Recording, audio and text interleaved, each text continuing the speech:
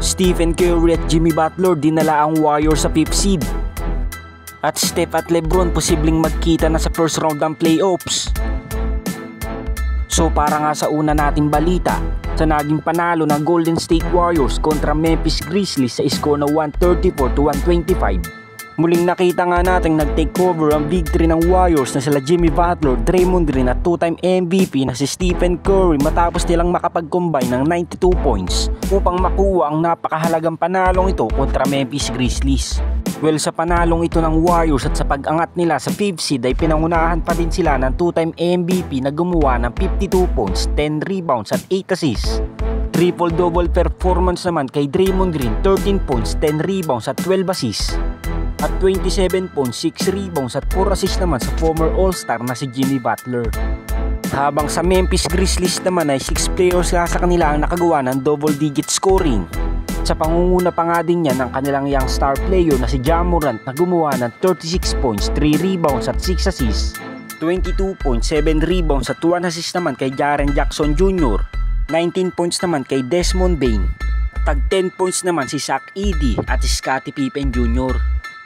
Well, maliban nga sa pag-angat ng Warriors sa 5th seed at paggawa ni Steph ng 52 points at 12 3-pointers sa isang game, agawa nga din ito ng franchise record dahil si Steph nga ang pumapangalawang Warriors player na nakagawa ng 4,000 career-made free throws sa franchise history ng Golden State Warriors.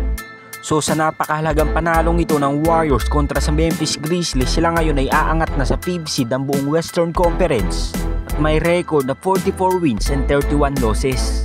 Habang sa pagkatalo naman ng Memphis Grizzlies, na ngayon ay bababa sa 6th seed at may record na 43 wins and 32 losses. At isang game na nga lang din ang pagitan sa kanila ng Minnesota Timberwolves at Los Angeles Clippers. At sa ating pangalawang balita, dahil umangat na ngayon ang Golden State Warriors sa 5th seed ng buong Western Conference, malaki nga ang tsansa nila sa ngayon na makakatapat ang Los Angeles Lakers sa first round ng playoffs na kung saan nasa number 4 seed nga sila ng Western Conference. At magkakasukatan na nga din ng lakas ang dalawang team na ito sa April 4 dahil ito nga unang pagkakataon nilang magkikita ngayong regular season na kung saan nagkaroon na nga ng malaking pagbabago sa kanika nilang lineup. So asahan na nga natin na maglalaro ang mga star player ng both side dahil dito nga sila kukuha ng magagandang adjustment kung sakaling sila talaga ang magtatagpo sa first round ng playoffs. Well, kung lumakas nga ang Warriors dahil kay Jimmy Butler, mas balanse na nga din ngayon ng Lakers dahil kay Luka Doncic dahil sa tuwing ipinapahinga nga ang 4-time MVP na si LeBron James. Nandyan nga si Luka at Austin Reeves na kayang paikutin ang kanilang opensa at wala din namang pagkakaiba sa Warriors dahil sa tuwing ipinapahinga si Steph, nandyan pa nga din si Jimmy Butler at Draymond Green na kayang pangunahan ang kanilang team.